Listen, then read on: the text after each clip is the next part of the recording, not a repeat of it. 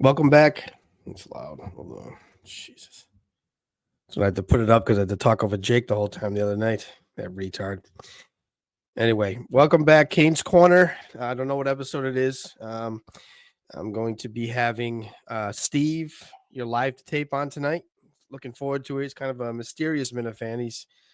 I don't know if he's been on any network shows yet. I think this might be the first network show he's going on. I'm not sure. I'm going to ask him tonight, but we also know he hates Mick, which I'm always down to talk about that, even though I'm a big Mick guy. We enjoy we enjoy the banter. Making fun of Mick can be fun. So we'll see. I don't know if it's real hate or what it is. I haven't really dug into it. Didn't really get into it too much on the show, so I'm looking forward to that. Steve should be on around 9-ish. So I guess we'll open it up. We almost lost a legend this week. Kirk Minahan fired for 4 minutes in one of the most bizarre situations you're going to see. Again, we got an owner of Barstool who's white knighting for Brianna Chicken Fry, who honestly is soft. She's kind of pathetic. I feel, I think he made a good point too. The fact that she broke up with somebody and Miss Barstool Survivor is kind of fucking crazy. It's like, who else would get away with that? To be quite honest, you're starting to wonder, like, is Dave, like, is he fucking this girl or what? I mean, I think, I don't know who said it, maybe it was Dave Cullinane or it said kind of like he was like a father figure, but he's like, well, Dave dates 24, 25-year-olds. So I don't know if he can be like a father figure, it's just crazy. She is soft. She's not ready for the big spotlight. Dave's saying she has this unprecedented hate coming through. Not for nothing. Like, I'm sure whatever, but you don't have to look at the comments. You have to listen to all of it. I understand from my point of view. I don't know. She's obviously a big star. She's taking some hate. She's in a little battle with Grace O'Malley. To me, it's again, she goes and she puts out that she's not going to take the $12 million, which is crazy. It's fucking crazy. I mean, in no world would it make sense that she does not take this money. She goes and gives really no examples of what this guy did. She gave an example of that he threw a phone against a wall and he was upset. I'm sure he's an asshole. I get it. But it was nothing like, she didn't really bring anything to the table, and she thinks this guy has a lot of fans. You're going to take some hate for this. If you're not going to take the fucking money, you should be out saying exactly what happened and put it all out there. The only caveat I'll say is that maybe she's, going to write a book or something like that, but she's not going to make that. I heard Montanti last night saying he's right. He's not going to get that $12 million back. I just don't believe it. I don't care what Dave said. He's got something going on with her. There's something behind the scenes. This guy is literally just white knighting for it. I don't understand it. I mean, just treating her different than anybody else would be treated. To me at this point, it's insane. The fact that he was going to fire Kirk over that is fucking ridiculous. He should be ashamed of himself. Be quite honest. I mean, he's treating her different than he treats anybody else. That's not fair. I mean, it's at the point now, like I called it in my drunken stupor at that show, that live show. I called it. She's just a fucking whiny baby who, is probably not used to taking this heat and not taking it well, and then runs to the boss every time something goes wrong.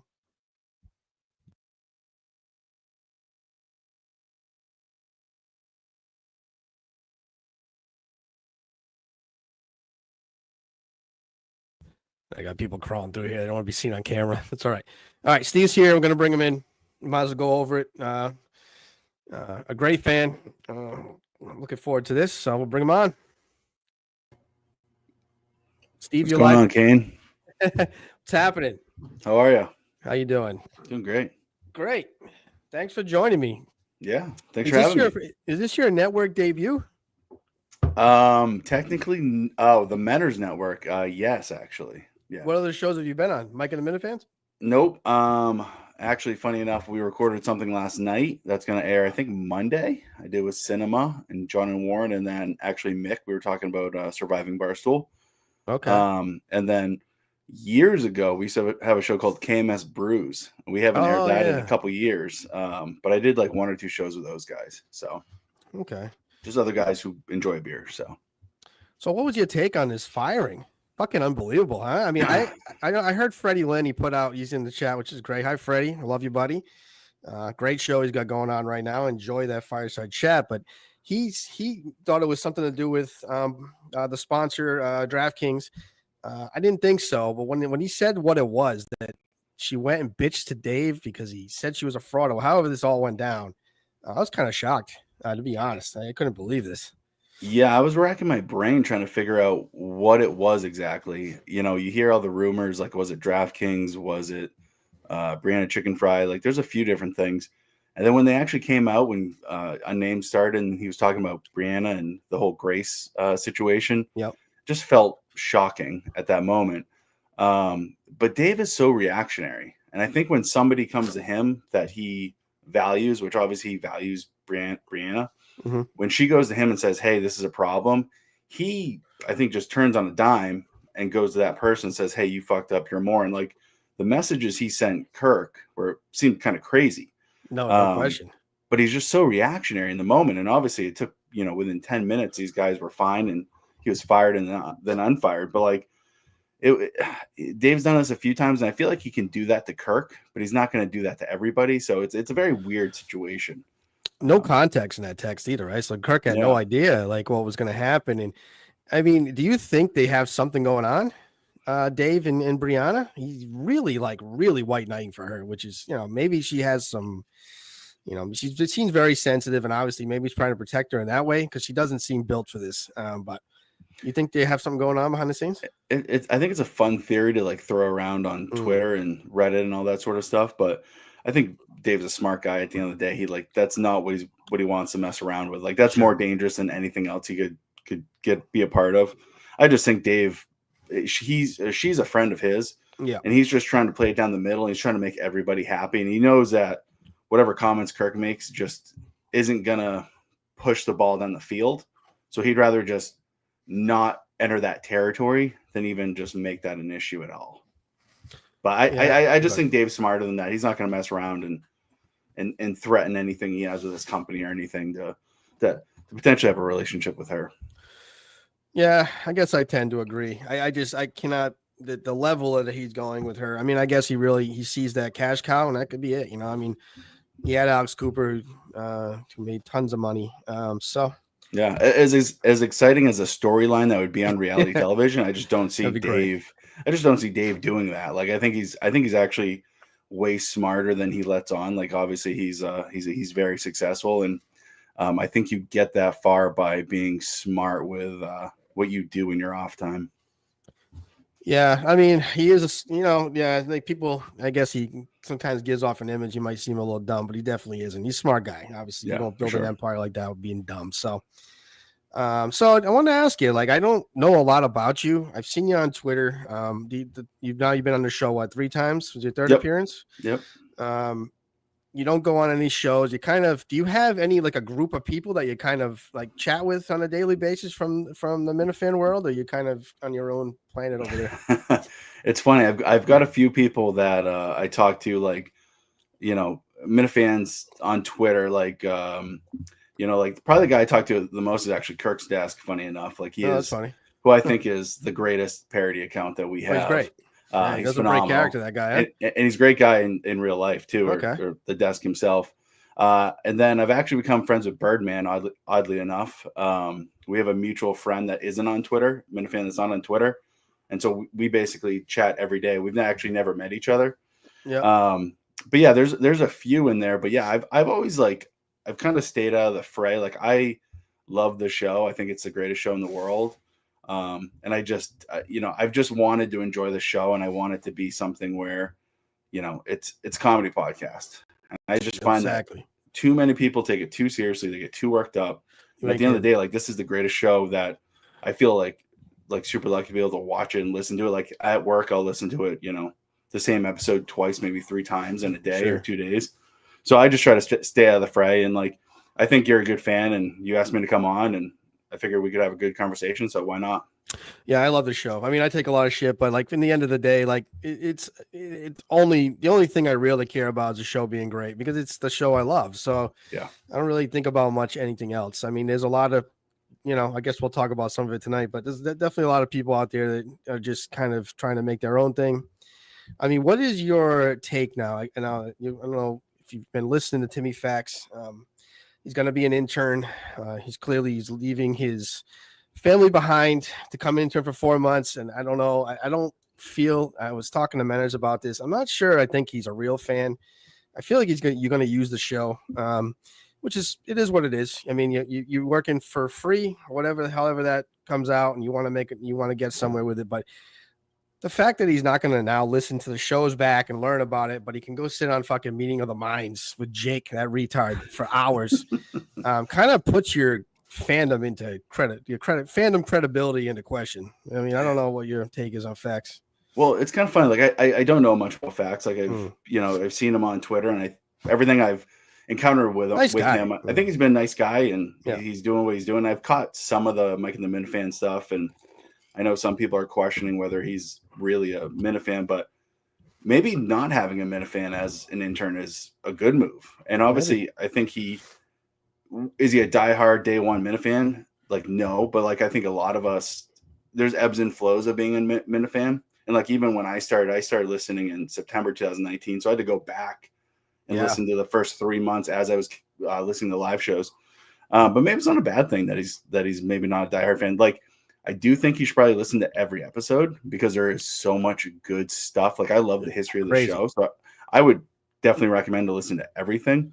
But that doesn't mean like he's not fit for the job. Like I know Dave and Justin love Quidditch Guy, and I think Quidditch Guy is great on Twitter. So if he's doing a similar job, like if he's cutting clips and doing all that sort of stuff and just making the show better, then I'm all for it. So he was on there. I was trying to ask him some questions. He doesn't have much experience doing that stuff. I don't know. Is it hard to do the cutting of the clips and that shit? Is it like do you need like a special program for that? I've been trying to work on getting some of that done. I really am struggling to figure it out. I mean, I'm actually having that guy from England help me, so maybe I can't understand him that much, but is it like, is it hard to do? Is it something that you have to know what you're doing, or is it's pretty simple? Well, it's funny because Sneakers doing, so how fucking hard could it be? Well, nowadays it's so easy just to, you type it into Google, you get an app or whatever it is, and like you can do like 90% of it pretty clean. The game I had this week for Kirk and Mike, was audio cut, but like I had software that I was comfortable with, and then I was able to just play it on Spotify, catch it and clip it. And it was like the easiest thing in the world. It looked like a lot of work, and it was like no work at all. So I think it's one of those things, like if you're a little handy, you can kind of figure it out and it's pretty easy. I think you a lot need of like does it all work on like Windows, what is it, 11, or do you have to have a certain computer for it? Like, because my computer is kind of old. I don't know if that's maybe the issue, but I've got an old one too. Like I'm actually surprised it's working as well as it is right now. What's the program you're using for cutting clips? What is the program? I was using Audacity. So I actually talked about it a little bit with Kirk, like that, the whole beer fasting I did that I talked about really briefly. I did do a podcast with it, and that's where I got comfortable with recording audio and then putting it out there. And Audacity's free, and I was able to work with it. But I was able to then turn these KMS episodes into the clips I need. At the end of the day, it's easy. Everything's easy in 2024. It's just a matter of like you got to put in a little effort to figure it out. So I'm sure Fax, if he seems like a smart guy, he's going to figure it out pretty easy. Okay, quick. So I was asking what his plans were, and what he had thinking about coming in. Because look, you're not going to have your family there. You can just go grind. You know what I mean, and do all the work you can do. I mean, if this is the opportunity you want. So he's going to be there. He's going to be in Watertown. Yeah, he's moving there. He's in his family. Wow, all right. I don't know. He's like a fucking magician. I'm like, I couldn't imagine of being able to do that. Yeah. But hey, listen, he's going to do it. You take advantage. You should work day and night. Do everything you can to force yourself to make them have to hire you, I guess. I mean, I don't know if that'll ever happen, but yeah, he sounds like a go-getter. And if that's the case, and if he's showing up to Watertown, like it should be endless for what he's capable of doing. It's just a matter of how much energy and effort he wants to put into it. Yeah, I mean, I think I don't know. We'll see what happens. He's a good guy. I'm a Fax guy. He takes a fucking beating and just keeps coming. So you got to give a little credit for that. And to do what he's doing with Mike and the Minifans is like That's that's true. not an easy job, Not easy. especially Definitely when not. you don't have all the knowledge of like Mike and the Minifans. When I started listening, like when that all started, was and like that was a show. It was must listen every Friday. That's But right. now we're looking at you got multiple networks. Yep. There's so many different shows, so there's so much more to compete with. So I think it's a harder job now, and the fact he doesn't have the knowledge. So for him to just step up and do it every week is, I mean, I got He's to not applaud him getting a the little bit. Like, same. You're not getting the A-listers on there either. He's getting really low. Like the people that just yeah, like the show is just an afterthought at this point. There's no Montante's coming on. BA's gone. Manners is hardly on. These guys were on every week. So yeah, and it also feels like the networks. And I told you earlier, like I don't know much about the networks. I don't. I always know what's going on, but I'm not watching and the listening shows. to all Yeah. the shows. But it feels like there needs to be a good reset every 6 to 9 months. Yep. You need new faces too. That's a problem too. Is there's too many times there's just recycled people who just want to talk, and that's That's it. fine. But like I know you need some new people. you need some new people, you need some new blood, you just need some fresh perspective. So hopefully No Dax question. can do that. So I guess we'll get into it right here. I'm talking about the network. Anyway, I think there's going to be a little reset coming. I know Manners and John have been kind of trying to bridge the gap. And Yeah, is I that told coming John, together? We're gonna get one I think network. Is so. that I hope yeah, so. I hope yeah. so. We don't know. There's no final say yet, but Peacetime on the networks, yeah. yeah, I think John is just his role is better suited to just kind of help with the production piece because he's really good at that. And he's I need an open. So John, I need you, man. But anyway. I heard you're going to release a show. Any details you can give us? I know you were, Uh, begging Mick to come on, which I thought was pretty funny. it was I was begging Mick there for a little bit. I've always had the idea to do a show, but like I didn't want to do a show that was what everybody else was doing. Yep.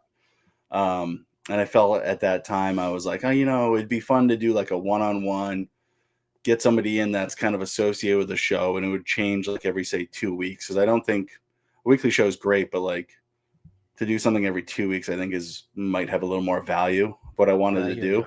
and so I I know just that feeling. I just harassed Mick randomly. And it was just like one night, and I didn't even tell Mick this. Like, I was totally honest. Like, I had a couple beers in me. I was like, I'm going to just push Mick a little bit and just see what happens. And I was just having fun. And then literally Mick was like, yeah, I'll do it when you want to do it. And I was like, we'll push it back. Like I don't want to like rush anything out there. I want to make sure things are good, but like, maybe come January 2025, we'll do something. But a lot of that was just kind of pushing Mick at the moment. But he jumped on it. He said, "Let's go, let's talk." So, What are you thinking about doing? Can you give us any? I know you don't want to blow it, but can you give us a realm of where it may be, or because you got kind of a creative mind, so I'm figuring it's going to be something a little different, which I'm in for. That's why I like my guy PRC. He puts out some different stuff too. He's got a little bit of a different mind. So, well, I like what you're doing. Like having it one-on-one, I think is way better than having 5 or 6 people talking at a time. Like I don't think there's any value to that as a listener. Obviously there are times that Mike and the Myth fans and stuff, it works really, really well.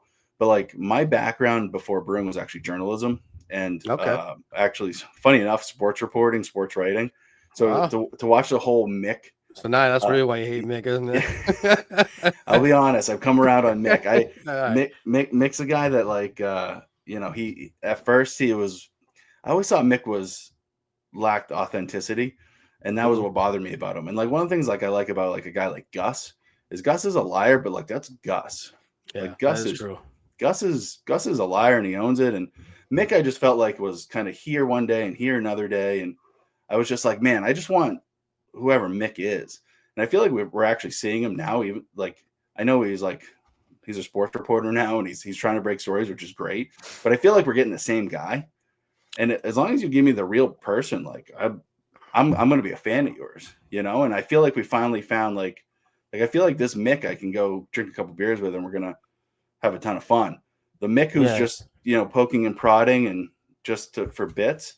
Hopefully that guy, I haven't seen him in a little bit. Hopefully he doesn't come back, but I think I have way less interest in that guy than the normal Mick. And I think like over the last week or two, it's like, oh, this is what Kirk has seen now. Like Kirk obviously loves Mick. Yeah. So yeah, I've kind of turned a corner in Mick. Like obviously, if next week he's Mickey Bits as I've called him, then I might have an issue. But what the is current his state worst? of Mick, I'm all for. Sorry. Yeah, No, what's go his for it. word? What's the quality that you hate the most in him? Like, what is the thing that really, when you say, I wish you just would not do this, because I bits just are want part of the game. You know, he's gonna do bits. Everybody does bits, so right. they're just something that, I just want authenticity. Like yeah. even Well, though there are what's times not authentic about him? What's give me an example of something you're thinking about? Like you said, this is I'd not real. probably echo a lot of like Justin's concerns. Whenever Justin's been like worked up with Mick, I'm always right there. I'm like, Justin, I totally agree with you. Yeah. It's like Mick would make mountains out of molehills, and like the whole, hey, they didn't ask me where to go to breakfast, and all of a sudden it was 30 minutes of a show. I'm like, just doesn't feel authentic. So things like that, it just wasn't for. So you don't think that's actually real? You think like he's not crazy in that way? He's just making it up. I not actually making up. I think Just like doing Kirk it said it. for attention. There's bits, there's like little pieces, and then he kind of grows them up. And then when that's done, there might be something else he kind of grows up and makes it bigger, makes it more of a story. Hopefully he's found a center, because I've been enjoying this Mick. Like we did the show together last night, and I was like, this guy's great. That's the Mick I want to see on a week to week basis. You did your show last night? No, we did with Cinema. We did a Surviving Barstool kind of recap that's going to come out, I think, sweet. Monday. Yeah, it was great. Awesome. I think it was really well done by Cinema. Yeah, he's good. It was really good. It was fun. The four of us. But yeah, that's all I'm looking for. Is like I'm looking for authenticity, and like if anybody comes off fake, those are the characters I don't really like take to, and those are the people that usually don't even last anyway. That's true. If you come off inauthentic, especially on the show, if you're a third chair, and I think Kirk can like sniff out the people that aren't real. A good example is Steve from Glasta. Like, yeah, one of my favorites. Yeah, like there were so many moments where you're like, Steve, is this really you? Is this really who you are, or is this a character? Yeah. But now, like his last appearance, like I'm like, okay, I think that's Steve. If that's a Steve we get every time, I'd be okay with that.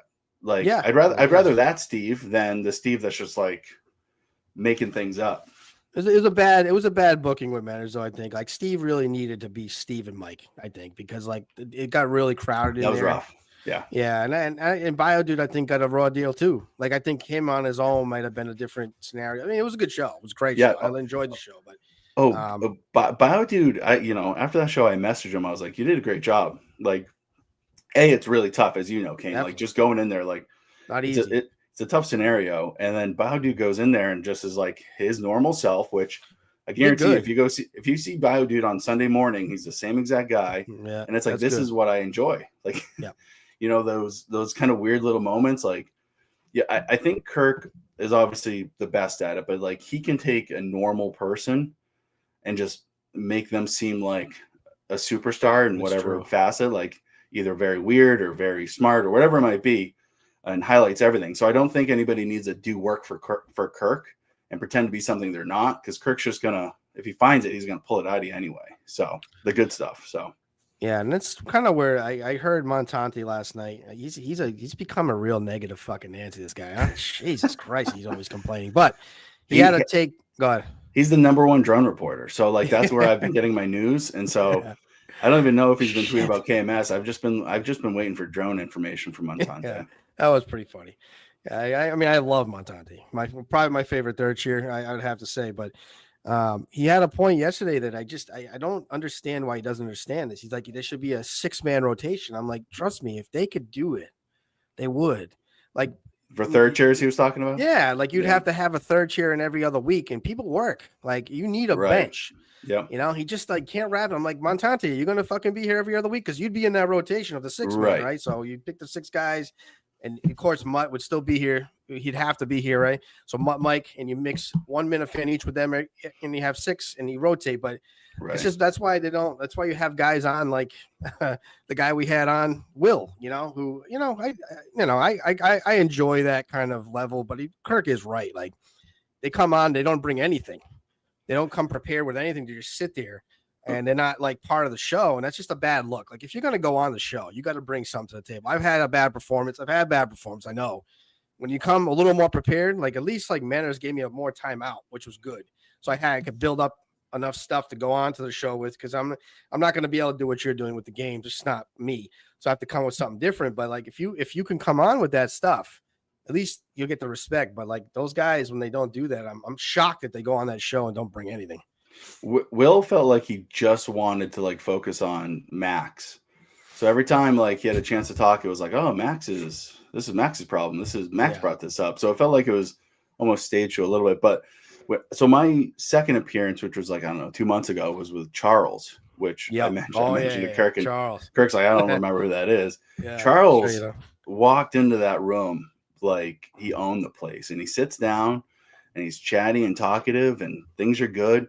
And as soon as Kirk starts walking down that hallway, I just see him he slumps down. And as soon as Kirk looks at him and starts talking, I see the blood rush out of his face.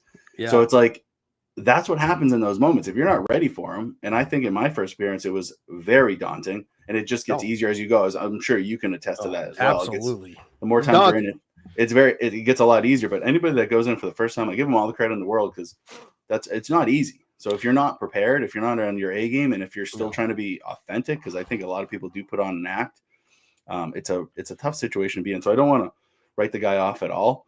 But it's a hard spot. It's a very hard spot. Yeah, I think maybe from our point of view, we love the show a lot. So like first time I went in there, I was just shocked. Like, I guess like I was just blown away how fucking good he was. You know, I really was. I was just like, wow, just watching everything about like what he was doing on the microphone. I was just like, wow, this guy's a fucking unbelievable at what he does. I mean, we've heard it, but it is different when you're in there, when you see it. Yeah. And then, they go into topics, and if you don't have anything to say, you're going to look stupid, So, the way I described it was like you'd go in there, like my first time, and you hear everything getting tossed around. And then like something might be said, and I'm thinking it, about to say it. And Kirk's already like 3 sentences in. And I'm like, that guy is he's so quick and so smart on everything that like you need to be ready to be there with him. And I don't think anybody actually can be. So no.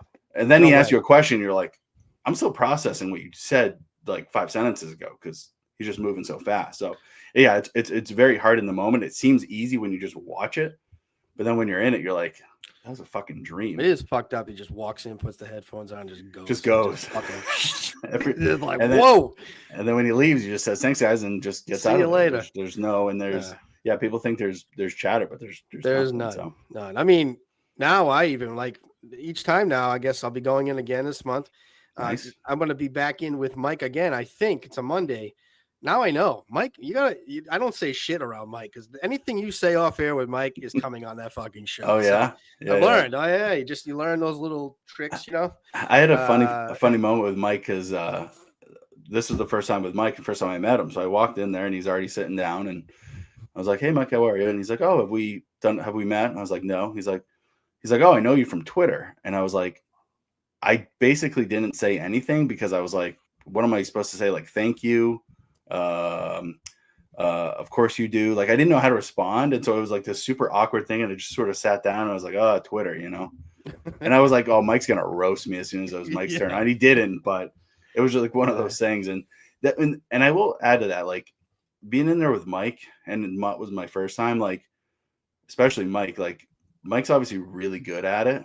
And like, as a fan, I want to make sure Mike gets to say everything he wants to say and needs to say, because he's, one of the best parts of the show. So I didn't want to sit there and step on Mike and throw out some stupid joke or say something stupid and cut him off, because like he's making the show better. So it's actually a hard spot to sit next to him, and actually anybody else really, but still make the show good, but also like not look like an idiot. So yeah, I'll ask you this. I mean, third chair to third chair, I guess here. What is your take on the actual role of the third chair? So I'll just to give you my point of view a little bit. I heard Freddie Lynn. He kind of critiqued one of my appearances, and he's like, "Oh, he kind of disappeared a little bit during the show." And it's like, well, I don't know if you want to be like a Montante exactly. Like Montante has a different skill set. I'm never going to be like him, and I know that. So I don't really try to even pretend like.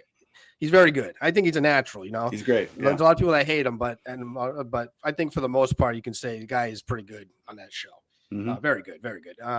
So, but he's just never stops, you know. I feel like the third chair not necessarily there to fucking take over the show. I think these guys think you're supposed to go in there and take over the show. It's not your show. You Right. gotta pick your spots. That's why I thought your performance, even though I heard Manners didn't think it was that good. Oh, Manners, come on. He's just like, I don't know. He didn't really go too far into it, but you picked your spots well, you know, and even Kirk said it was your good third chair, and it was a good performance, I thought. You picked your spots very well, and you hit hard. I mean, the first part of the show, you weren't as talkative or whatever they're going to say, but sometimes that's not the role. You know, you got to learn. Each show's its own entity. You know what I mean? And you got to pick your spots in each show. It's so weird. We're just sitting here on a Saturday night diagnosing third chair on the Kirk show. But it's like, but like you're right. In the show I was on this week was Justin reading his letter. And like the first hour was Justin reading his letter, which was so good. And like I needed to step back. Like I knew like in the moment, like I'm laughing. I'm sitting there laughing, but like I don't want to screw any of this up because I know in the moment, like it's so damn funny, like what Justin had put together. And so I said a few things, but like you said, like I don't want to cut off Mike. Like Mike's the guy. He's sitting there for a reason. He's the best for a reason. I certainly don't want to cut off Kirk. So I'm just sitting there and like, if there's a moment where I can throw in one of my thoughts, great, I'll take it. But in that first hour, that was a golden hour just reading that letter. So it was a crazy fucking show. I'll say as much as I can or what I feel like fits, but I don't want to force anything because I don't want to like blow what's happening. Like I want a great show. I want to listen to a great show. You were with Ted, right? No, I was with Mike. So that was the day after Ted and Mike. Okay. They did the whole. That was which I think is actually the episode, probably the best episode of the year. That was the whole. Yeah, Jenna Ray and Gemma Wren. It's like a 4-part show. Like that restaurant with the N-word and got way overlooked. That could have been a whole show on its own. Yeah, and it was crazy. That Ted and Mike show was like a movie with like 3 parts because like the first part was like. Justin was all kind of sad about the Mick and Soto thing. Like Mick comes on and he's kind of like quiet and mute and morose. And then the second act, he gets super happy and he's thinking about Jenna Ray Campbell and he's thinking about love. And then the third act gets weird and dark and creepy because we start talking about essentially 12-year-olds with braces. So it was like, I thought it was like a perfect episode. So to come on after that, I was just like, this letter, it was so good. I just let him read it. And if I can say something great, but like, I'm not going to push it because I don't think that's like my role in that situation. No, definitely not. You know, and that's a good spot. Sorry, Manners. Yeah. Well, you know, he's, you know, Manners is a great fan. I've never gone on the record with Manners, but Manners is obviously a great fan. He's been behind around the scenes. He's the best. He's been around forever, and he's, you know, I don't know. I want to hate on the guy because it's easy at times, but he's also responsible for, you know, some of the best drops in KMS history. That's right. He's the man. He's great. He's you know, he's the number one network guy. He's probably the Minifan that's most known to the show in a way. Yeah, like, you know, obviously if you're going to say Mike or those guys, those are different, but I'm saying people that aren't on the show really, like he is pretty much the top guy. So, and he's about to negotiate a peace treaty with John and Scranton, which is John's a broken man right now. I mean, that's incredible. Broken him in pieces. It's sad. This is like Trump going to North Korea and making North Korea and South Korea love each other. So, yeah.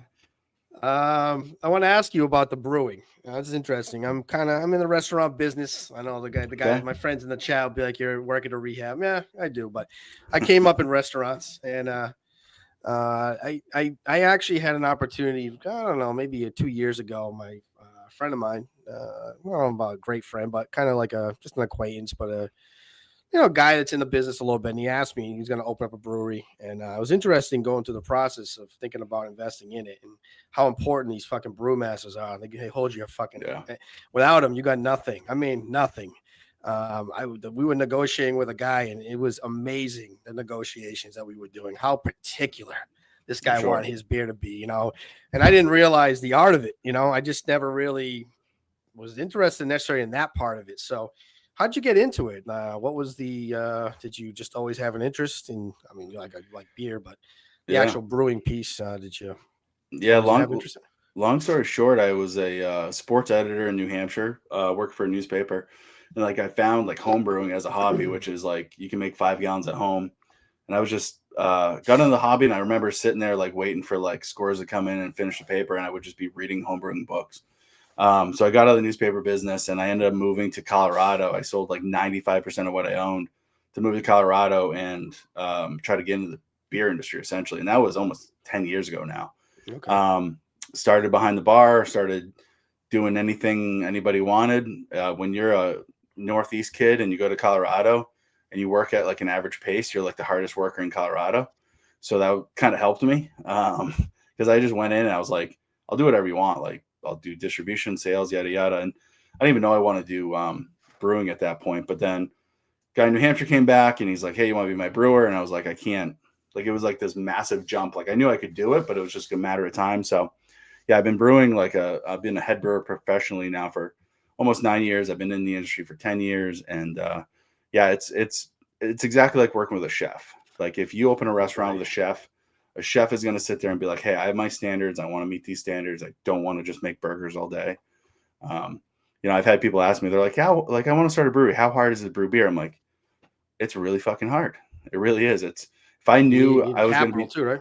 You need a lot of capital. I mean, you got to, depending on what you're doing, you got to, no matter what, inject a ton of money in to start. Because that's right. Just huge startup money. Yeah, the equipment alone, you're talking potentially millions, depending how big you're going to start. So that's where people get bogged down. The industry right now is kind of at a standstill, so it's kind of interesting right now. But yeah, it's a fun industry to be in. I mean, too many brewers, is that the problem, or?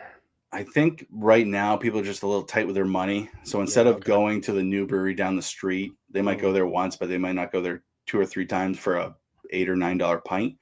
They're probably going to stick back and go to the Hannaford and buy a 12-pack of whatever they know is consistent, which is another problem that craft brewers have, is consistency. So we're doing all right, but it's just a matter of we're getting a little oversaturated, and we got to tighten some things up as an industry as a whole. So do you brew for a particular company, or do you sell to restaurants, or? We got a brew pub in Meredith, New Hampshire. So it's actually about 15 minutes from the live show. You live near there in that area? I love Meredith. That's a beautiful place. Yep. I live right on the other side of the lake. I used to go to that hotel down there, the Inn at Mills Falls. Oh yeah, Mills Falls. Yeah. Beautiful. Nice place. So we're right up the hill from that. But yeah, so right down the road from Fun spot. Fun spot's a great spot. You can put $20 in and play all day. Fucking unbelievable. It's like $20 to get 100 coins. Unbelievable. Yeah. Fun spot also has one of the best bars in the state now. So I don't know when the last time you were there, but they actually have a great bar. It's right by the bowling alleys, and you can't leave the bar with your alcohol. So that's the downside. But it's actually one of the best beer bars in the state. I always tell people, like, if you want like something crazy on tap, like Fun Spot probably has it. So it's very weird to kind of go in there and like the carpets are all stained and it kind of smells, and then you're drinking like world-class beer on tap. But so we're right there. Like I'm hoping to do something at the brewery the Saturday of the live show, like during the day. Nice. To be determined. Something very casual for the Minute fans. The problem is like March 1st in New Hampshire is like, it could be a mud pit. Yeah, it could be 10 feet of snow. It could be 50 degrees, or it could be negative 10 degrees. So it's so hard to plan for that sort of thing. But the winters have been nice. I don't know, New Hampshire over here, they've been warmer than usual. Yeah, not a lot of snow. Maybe I should say it that way. Yeah. So you have food at your place too? You guys do like food trucks, or you guys have a kitchen chef in there? Yeah, we've got a full kitchen. Like we kind of specialize in smash burgers, a lot of pub food. And then in the summer we have a 1/4 acre beer garden, 1/2 acre, with a food truck outside, taps outside. So it's one of those places like you bring your family, like you could be outside hanging out for like 4 hours and just drink and eat and play yard games and play cornhole. Like we have like 8 cornhole boards set up like at all times. So it's one of those places where you just kind of hang out and drink beer all day. Awesome. It's perfect for the environment, especially in Meredith, which is, it's a lake town, it's beautiful out. You want to chill and can kind of sit in the sun and hang out. So. And the liquor license are different at the breweries too, huh? I don't know about New Hampshire in comparison to Massachusetts, but in Rhode Island, I know too, like the liquor license was a lot cheaper because they put it under like a farmer's kind of farmer's license. Yeah. Every state, you can't sell alcohol though, right? Your place is just beer. So every state is different, but like we don't sell hard liquor, but we can sell wine and we can sell like cider. but like we can't sell hard liquor at our So place. I always thought too. That's why I was wondered. Like, when we were talking about it, I always the breweries always kind of I wondered about if it was gonna like take away like in a bar like having mixed drinks helps for the women to get there, right? I mean, Right. is there tons of women that drink beer, but those guys were saying to me that like it's a huge like lots and lots of women drink beer, a lot of beer. And I was I don't know, every time I've been out with anybody, a lot of women or whatever. It seems like beer is not the thing they usually drink, but Yeah, we usually like the women that are drinking at Twin Barns, like they actually have like a better, like more diverse palate. Like they're drinking like a more wide variety of stuff, which is nice. But like then when we have like a red and white wine, they're like, well, I didn't find anything I liked, but I know I like red wine. I know I like white wine or whatever it might be cider. So like that's our whole goal is like we usually bring the dad in. He wants to drink beer. The mom's like, I'll find a beer or I'll find something else I like. And then we have our 3 kids who we just need to run around the beer garden, exercise some energy. And it's yeah, like, it's a win-win because then they're buying lunch and they're buying 3 rounds and all of a sudden they're buying dinner and life's good for us. Like we're not a traditional restaurant where we want to turn tables or anything. yeah. We want people to stay and spend a lot of money. That's it. So you guys, what is the biggest disaster you've had in the brewing industry? Oh, Jesus. Anything Biggest that stands disaster. out? Like me personally, No, yeah, like just in as far as brewing beer, what was the one of the worst situations you've I had? mean, I've had to dump a few batches that just go bad in the process. Oof. I've had a couple beers, and like right now, I make about 300 gallons at a time. So if I have a bad batch, I'm dumping 300 gallons of beer down the drain at a time. But when I first got here, I wasn't completely familiar with the equipment. Like there's a learning curve to it. And I remember brewing a beer, and it's a sour beer, which usually takes a couple days to like get right. And I just Yeah. remember on like day 2 or day 3, like I came in and it smelled like just like the diaper of a baby.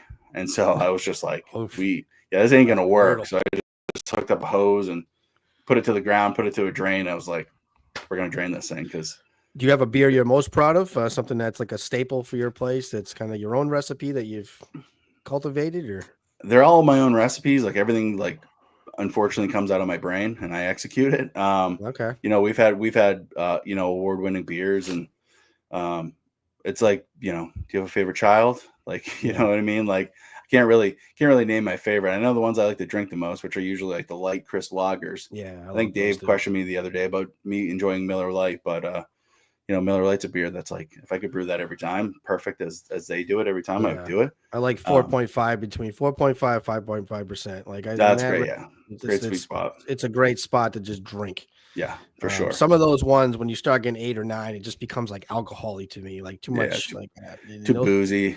Yeah, I'd some rather of have those like IPAs are rough too. They're yeah, tough after it can be too this. sweet. Yeah, I'd rather have Yeah. like 3-4% beers or 4.5% beers than like 1-9% beer. Like I just don't find much joy in that. I still make it, depending on because I'm not brewing for myself. I'm brewing for the customer. But we definitely have moved more customers toward my taste buds, which is really nice. But that's just a matter of like getting your staff educated and if I believe in it, hopefully my bartenders believe in it, and then my bartenders can sell it to my customers, and then everybody's happy. All right. I'm drinking a Couple Guinness right now, by the way. Oh, nice. So, A couple more questions. I'll get you out of here. Just general stuff. What do you think about the state of the show right now in general? You're a pretty thoughtful guy. Do you think Kirk thinks it's rolling good? I mean, personally, I'm in a few chats where these guys are, they can be very negative, and it's good to have that perspective because, sometimes you get some good stuff in those chats where people have some good ideas or different things, but I tend to think the show's doing really well. Me personally, I'm enjoying the show, but I don't know if you think it's been around for 5+ years, and nothing's going to be, everybody wants to go back to year one, but Kirk's a different guy than then, it's just a different, it's the way that the show, what the right word is, it just transitions evolves. into, yeah, exactly. Yeah. It evolves. That's right. So, what do you think about the show in general? Yeah, I mean, I'm loving it. Like, Kirk said it, it's rolling right now, and I think the element of not being here allows the show to like not get into any sort of potential rut, which I don't Mm, think it was in a rut before. But like I the know what you fact mean, though. that like not having Mutt, who's kind of pretty consistent, like once a week, once every 2 weeks guy, like he was the clear like guy behind Mike. I think that's going to keep a lot of things fresh, and it's going to obviously force Dave to figure out the third chair, which is going to be tough. But it's kind of interesting that, like, you know, Mike's been there since day one. Yep. Mutt kind of became a consistent third chair once he, you know, got fired. Yep. But is he going to be able to build that consistent third chair where you're going to, like, all right, we know we're going to get Mike once a week. We know we're going to get this other guy once a week. And then we're going to figure it out from there. Because right now it's like Mike's like 2 days a week. Yeah, which is good. I like that. So yeah, who great. do you think could take his place? Is there really anybody? I mean, I guess Montante could, but even him he's I don't know if he fits that role exactly, but is there anybody that you think could replace him at this point?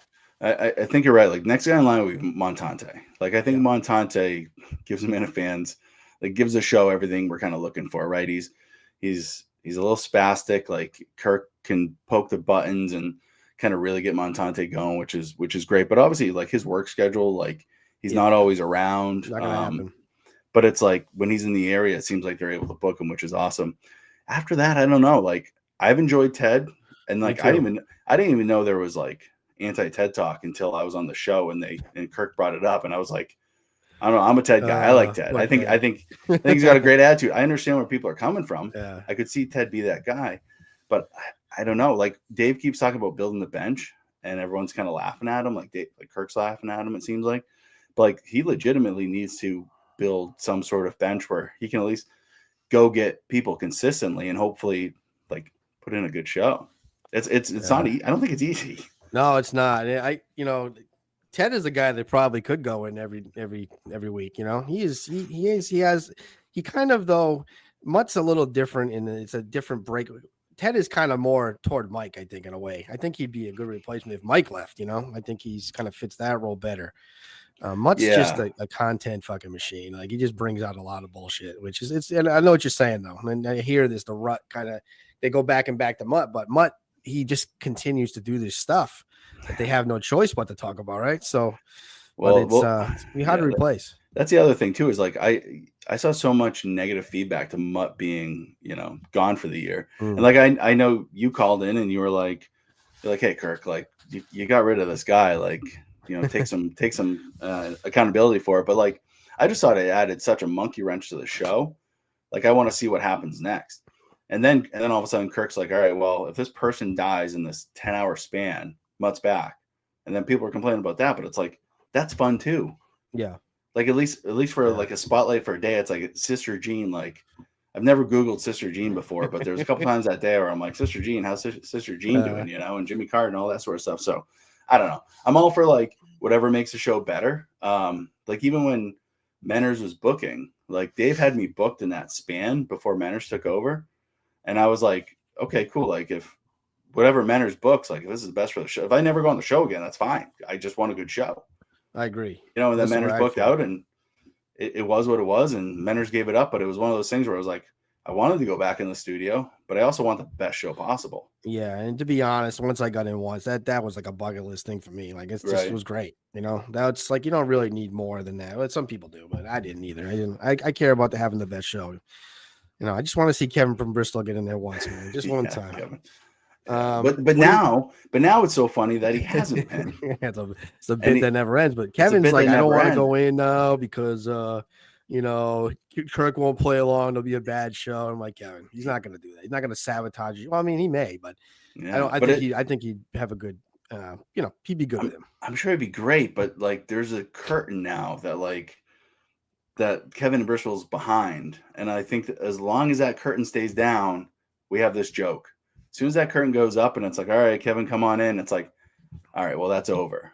But if this show goes on for another 3, 4, 5 years, whatever it might be, whatever we're lucky to have, like, if it goes for 10 years, we're damn lucky. And Kevin never makes it in that studio. He's a Hall of Famer. Like, that's great. That's funny. 2 more questions. I'll get you out of here. What did you think about Mayo's performance on the other day? I don't know I forget what day he was in. Yeah, Mayo was he was in what, Friday? Thursday. Oh, Thursday. That's right. Thursday. Friday calls, right? I like Mayo. I do. I tweeted it, but he is the most exhausting third chair there is. Crazy. He is emotionally exhausting. Like, when I was dreading re-listening to that episode, because usually I listen to it live on YouTube. then I try to re-listen just, at work. I'm trying to kill time or whatever. And there was a string of like 3 or 4 questions where I'm like, you have to quit Mayo. Like when Mayo starts asking about the breast pocket on a t-shirt, we've gone too far. And at that point, I was just like, stop, Mayo. Like I could just hear the air come out of everybody in that room, and then every Minute fan listening, like, okay, we've been through the Mayo experience. We need to hit the reset button. We'll see you again in 6 months. I think he's a great fan, but he is. The biggest lie he's ever told, though, is that nobody would ever think of him to be in this light except for us. That is a fucking lie. He's obviously was that guy that everybody knows asks these crazy questions all the time. Right. It didn't come out of nowhere. I do not believe that. Well, I like Mayo, so I don't mind. I think Kirk said it perfect. Like we need Mayo as like a refresher every That's like true. 4 to 6 months, just to like keep everybody honest. I think that's true.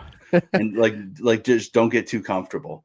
Mayo, he's a guy that like I had so many notes. Like I try to go in with a ton of notes, and even when Kirk's like, "What do you have?" I'm like, "I got nothing left," because I know I'm on the bottom of the barrel. Like there's just some random shit. If it comes up naturally, great, but I don't want to like force it. Mayo's the guy that's like, we're going to the bottom of the barrel and we're going to ask multiple questions in the bottom of the barrel. And it's like, I don't know. We can avoid it. He's got this thing with charity too, huh? He's like, you should do this. You should.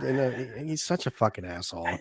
He wanted those interns that time to fucking donate. Well, I think they're the producers, right? To donate their bonus back to the people that got fired. You're just a fucking dick. That's who he is. Yeah, and like charity's great. Like I try to raise money for charity every year too. But like the whole Mutt fund, the Mud Aid thing, and I was like, yeah, I guess in theory that's a good idea, but like Kirk was right. Where it's like, do Minifans actually want to give money? Like, I don't really think so. No. Like, not not going to work. Like, Mud Aid is a funny idea. It's probably a funny T-shirt. Like, you could probably buy the T-shirts and go to some like glue factory for the proceeds.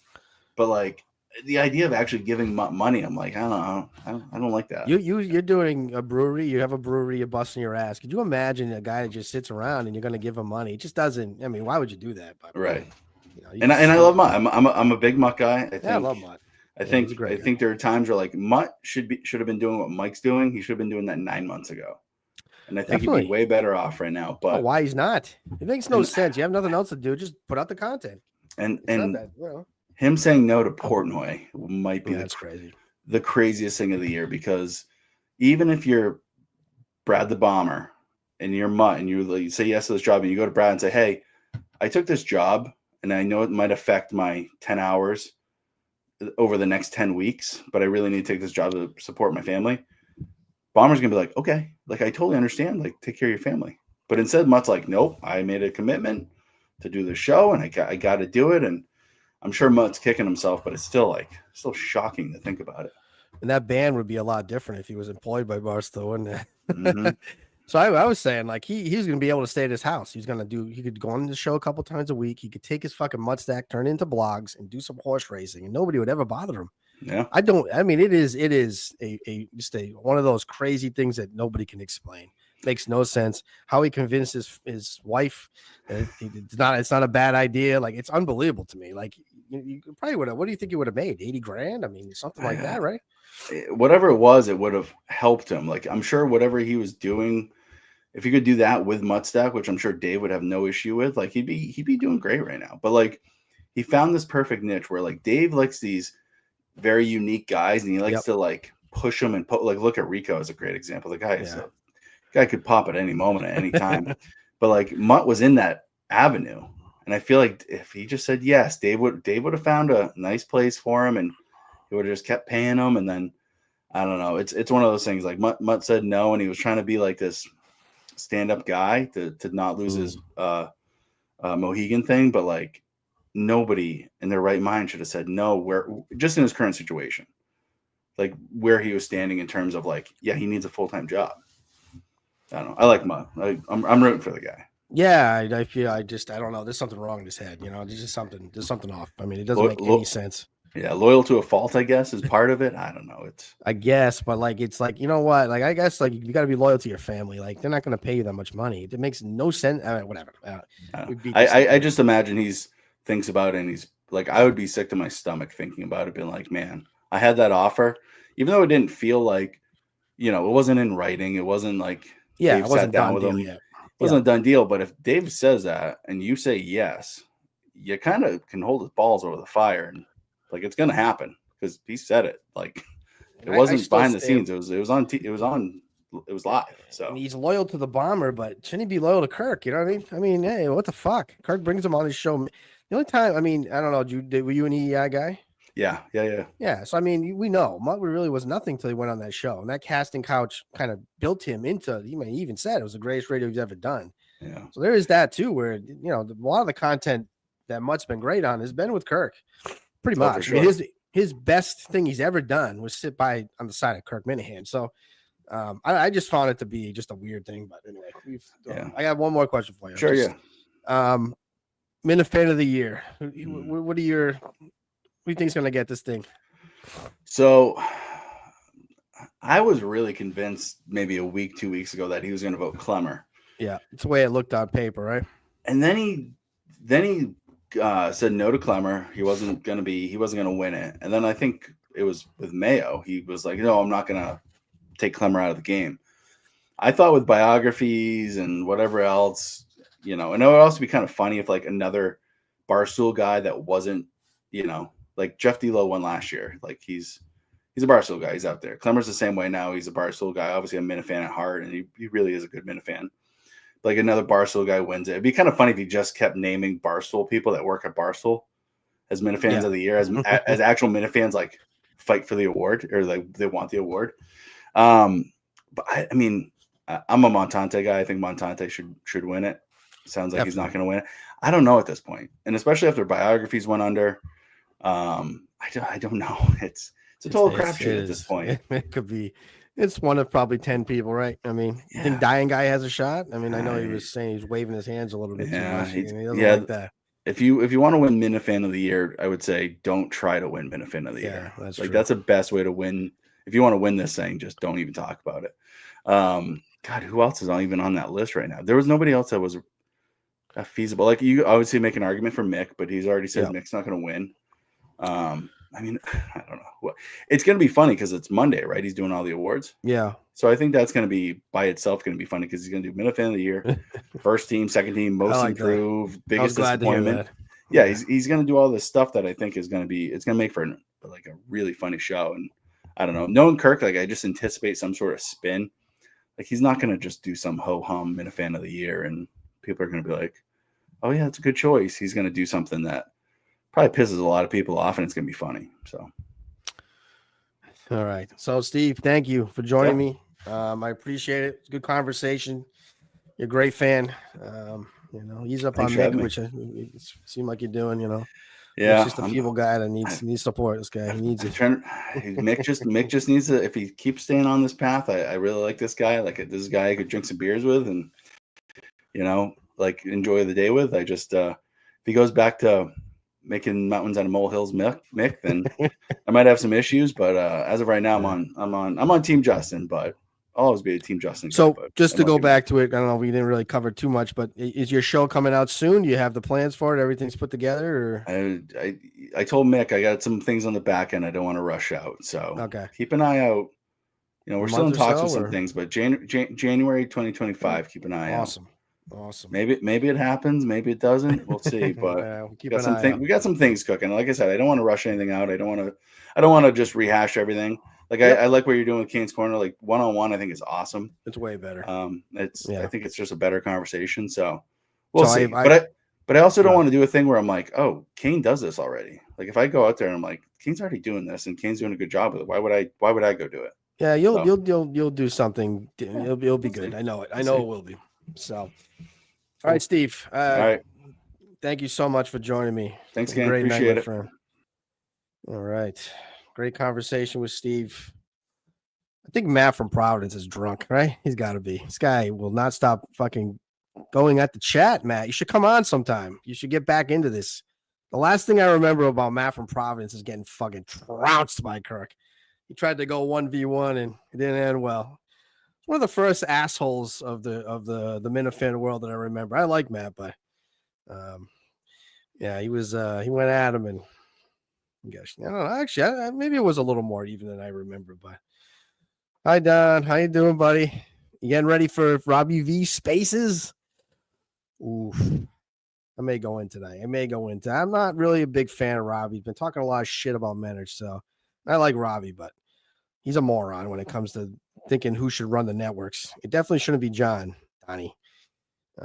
John is a broken man. Sneakers has broken him. I don't understand it. I don't know why he can't come back from this, but I've also invited Jake Hahn to do a one-on-one. I'm fucking sick and tired of every time I go on GVE. I just want to have a chat with the boys. And I got this fucking rambling moron just attacking me all the time with nothing. He brings nothing to. I said, just come on the show. I'll bring you on here. We're not going to go live because you can't be trusted. That's why they shouldn't have brought you on the other show. I mean, I still stand by that Quinlan was way worse than he was. He actually did a good job on that show. Surprisingly, he kept it together. I mean, he didn't need to, he got embarrassed by John posting the DMs of asking for his approval, which I thought was weird. But I've asked Jake to come on. I'd say, let's just have it out here. You can say whatever you have to say, and then we can just move on from it. Like it's not. I'm not going to go on that show if every time I go on there, it's just like that. It's not enjoyable. I got no problem with the guy, but he's just a fucking he just doesn't. He can't put any thoughts together. He's actually not a dumb person either. I don't think he's that dumb. I heard Montanti last night say he's like the worst, and he's actually got some decent knowledge. He's just a fucking loose cannon, and like he just starts screaming, and I don't know. I don't understand it. I've invited him to come on here. He hasn't responded. He is a pussy. I understand that, but you should come on. Just get it over with. And we can just move on because I enjoy that other show and I like to go on and bust Luke's balls and stuff. But if Jake's just going to be like doing that, it's just not, even John had to yell him the other day. And it's just, I don't know. What a fucking joke. Anyway, let's see what we got in the chat. Matt's back. Don the Jeweler. Thank you. Memes. Another great performance on the chat by Memes. What else we got in here? Freddie Lynn. Great show, Freddie Lynn. I never seen it. I know you're getting your fucking nozzle sucked by Kirk right now, aren't you? You must be loving that. I'm gonna give Freddie a little advice though. I mean, I like Freddie. His show's very good. I saw his ranking by Ted Sarandis today. It was very good. Fair. Teddy's. I heard. I think it was Jackson that said he doesn't think he could do a hosting job well. Freddie's very good at the hosting. He's got good knowledge of the show. I enjoy Freddie. I know, some people don't like him, but you don't want to take your victory laps in fucking, in week 3. You know what I mean? Just when you start getting to show 20, 22, 25, 30, you're not going to have the same guest lineups and you're going to have to make do with some of the stuff that you have. I mean, you're getting the big stars now, but can you keep replicating it? Maybe you can. We'll see. I got faith. And hopefully these networks bridge. They come together. We all can be kumbaya. And then we can, see where it goes from there. But he's he had Mama K on the other night, who was fucking. I never seen anybody that just wants to talk. She just fucking talks, and it just comes out, and there's like nothing to it. She really had like 3 points, and it took her. She went on like she was like the women version of facts. She's trying to explain stuff. It goes nowhere. She was half in the bag. It looked like she criticized me for busting his balls about the show. It's like, shut the fuck up, Mama K. It's not your fucking show. Shut the fuck up. Honestly, you go on the show and like these guys are like, what the fuck? You got Mick on there. We don't want to hear the whole time from you, Mama K. Shut the fuck up. Jesus Christ. Fucking rambling on. My God. Couldn't figure out like this. Oh, I forget exactly what it was, but it was like a simple point. She just couldn't put it together. Jesus Christ, he fucking yaps. My God. Good show, Freddie. Excellent show. I'm enjoying it. I'm going to support it. So Brandon from Connecticut, a big star. Manners doesn't like him, but it's okay. He's coming around. He's doing a good job. He's a little needy. He's kind of he's I'm very upset that he wasn't on the show the other day with Mayo, which I didn't understand that. And hey, listen, keep going on the shows, Brandon. You were good on Mike and the Minifans the other day. Thank you for coming in the chat. Fuck matters, Dre. Poor Freddie. Freddie is so happy with himself. It was a very good show, Freddie. I'm gonna give it to you because I always knew you could do it. I've always enjoyed. The first time I went on with you, I knew like me and you were a good fit, my friend. We could do a great show together. But it's okay. You're going your own way. It's a good show. Take it easy. You know what I mean? Just don't believe the hype. Pretend that you're not doing good. Because the haters are gonna keep coming. You're a fucking complete control freak. If you do bring me on or sometime, I'm going to try to take over your show because that's what you try to do when you come on my show. So be ready. If I don't light the candle, will I be let on? I don't know. We'll see. I'll definitely light the candle. I'll do it for you, Freddie. I was trying to get Freddie to come on and do a Survivor recap the other night, and he didn't want to do it. He's too big now. He's getting 500 views, so I'm not getting those numbers. So I guess like I'm just he doesn't want to do anything. That's fine. No big deal. Anyway, I'm gonna let you go.